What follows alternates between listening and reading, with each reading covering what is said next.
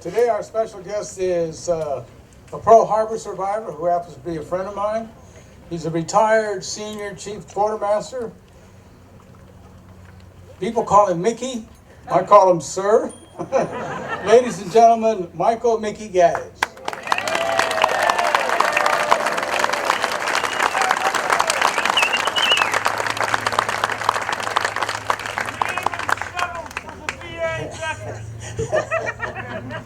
It's my extreme honor to be here today. The youngest one of our Pearl Harbor survivors is 92 years old. They used to call us endangered species. They do not call us endangered species anymore. They call us vintage people. I was born 1919, a little farm town in northeastern Ohio. 10 years later, I had a stock market crash. Things are very, very bad. I remember when I was growing up, the things we did on Memorial Day, going to cemeteries, coming from a family of 14 kids there, so we had quite a few trips to the cemeteries anymore, because all that's left of us, 14 kids, there is myself, a baby in a family. She lives in Reno, she's 94 years old, so that's all that's left out of 14 kids. Growing up was very, very bad on the farm, working very hard. Things were very, very bad. And one of the things I can remember on Memorial Day, one of the things that is special that we did every Memorial Day, we had what we called the greased pig contest there. What it is, you get a big field there, get people all surrounded there, you grease up some pigs there, and the fellas that wanted to try to capture it, because if you captured that pig and kept it for a little while, it's yours. So think about these people getting these pigs and the pig squirts out. It gets kind of messy. But it's something I can remember there. I graduated from high school in 1937. Previous to that, 4 years from that, a man by the name of Franklin Delano Roosevelt became President of the United States. Things are very bad as far as jobs. One of the things that he started was the WPA, Work Progress Administration. Building roads, building bridges and all, is creating jobs. And I graduated from high school in 1937, that's the only job available. I went to work building roads, building bridges and sewer lines there. That's the only thing that's available. At about the same time, a man by the name of Adolf Hitler became became Chancellor of Germany itself. He created what they called the super race. At least he convinced the people they were the super race. They could do most anything. They took over many parts of Europe. Practically everything Europe was taken over by Germany. Everything except England. He wanted England too. England would not give up. So Hitler decided there he would invade Russia. He didn't learn anything from Napoleon. Napoleon tried to invade Russia, but the weather got to him. So he didn't do very good. Since he was invading Russia, and we decided something called the Lend-Lease program. That's where Merchant Marine steps in there.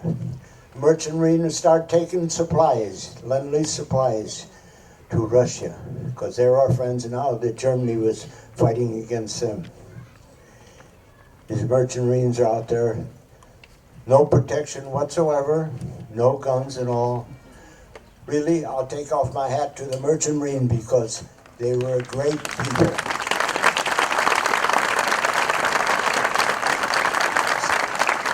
Since we were not in the war, there were no guns whatsoever. Later on, they got guns. They had to gun crews on them to protect them. We were not in the war itself. Some of our people decided they would help out England, even though we weren't in the war.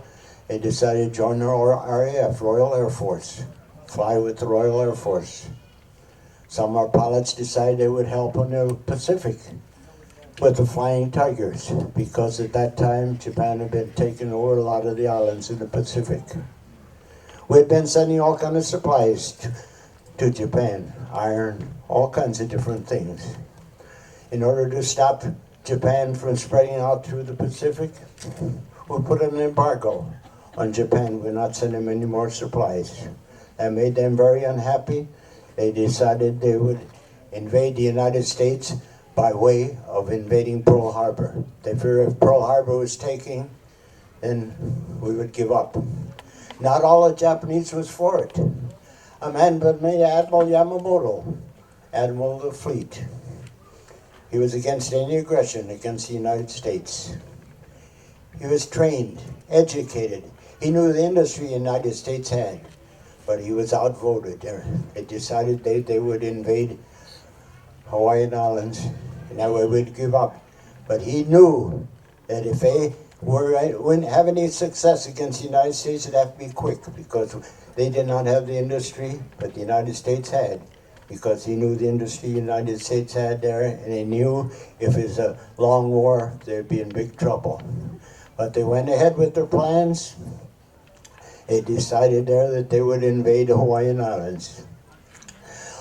Practically all of our ships in the Pacific there were based at Pearl Harbor itself. They figured the ships were safe at Pearl Harbor because of the depth of the water wasn't deep enough for torpedoes. All I have to worry about is sabotage. What they were instructed to do, all our airfields are instructed to bunch all their planes together, keep them all together, which made it really nice easy when the Japanese did attack Pearl Harbor and the Hawaiian Islands there. They made rows and rows of planes are dedicated and gone. I joined the Navy.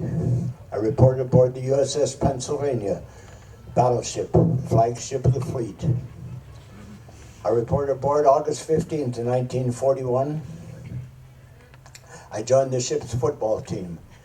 I decided there that I was active in all kinds of sports. I had 2 years of high school sports, and I played 1 year of semi-pro football before I came to California in 1939. I joined the ship's football team due to the fact I had some choices there, getting good grades, and they assigned me to a big ship because big ships usually have sports teams and be a little more active there.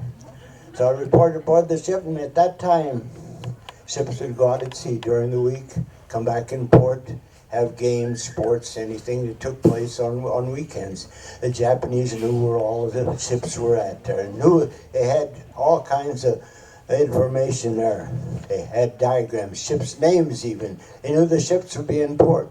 They decided they would attack Pearl Harbor on December 7th, 1941. My ship was a flagship of the fleet. Whenever we'd be in port, we'd tie up at a dock. Admiral, like, rank has its privilege. You've heard RHIP, that's rank has its privileges.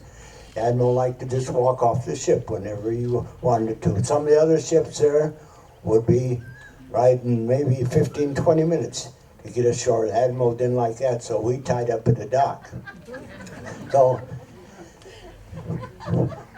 normally when we got in port, I would swear we were at the dock, but 2 days before that, we had propeller trouble. They put us in a dry dock there. No water around you there. I think most of you know what a dry dock is. You're sitting on blocks. We get inside this enclosure, close the gate there, and pump out the water so you can work on the ship. Put 2 destroyers in the same dry dock with us, the Cassin and the Downs. Same dry dock. We're scheduled to play the USS Arizona for a Fleet Football Championship, December 7th of 1941. You know about the Super Bowl that we have nowadays. This was going to be the Super Bowl of the Navy. Didn't have all that hoopla that you have nowadays with the Super Bowl coming up, but it was a very, very important game. We're scheduled to leave the ship 8 o'clock that morning. Do that with our pads on. There's no place to change clothes. This little field is right close by to us. Do a little scrimmaging, get ready for that game. My job was quartermaster. Our living compartment quartermaster is back by the rudder, way back by the propellers there. As far back as you can get, you get further out, you're outside the ship, really, and that's about what it amounts to. About 7 minutes of 8, the phone rang. I picked up the phone. One of the fellows on the deck says, Japanese are attacking Pearl Harbor. I said, oh, come on, we've been talking about it. Are we going to get in a war or not? And about that time, the ship shuttered. Some of the people who were close to the gun saw what was going on. They started shooting back at the planes before the rest of the people on the ship knew what was going on. About that time, all hands man your battle station. You don't have time to change clothes there. I'm in my football uniform, and my battle station was up in the crow's nest. A little trap door to get up there. I'd climb this mast to get up there about 70 feet up in the air. Little trap door to get up there. It was very, very bad. Ships are burning. Buildings are burning. Things are very, very bad. There was 3 attacks scheduled by the Japanese. The first attack was supposed to be for torpedo planes, because at that time the strength of the Navy were battleships. We had 8 battleships in port. No one would bother us there because we were so strong. So the idea of the Japanese was knock out the battleships, you win the war, because they knew it had to be a quick run if we're going to do it. So they wanted to get the battleships sunk. But we found out there later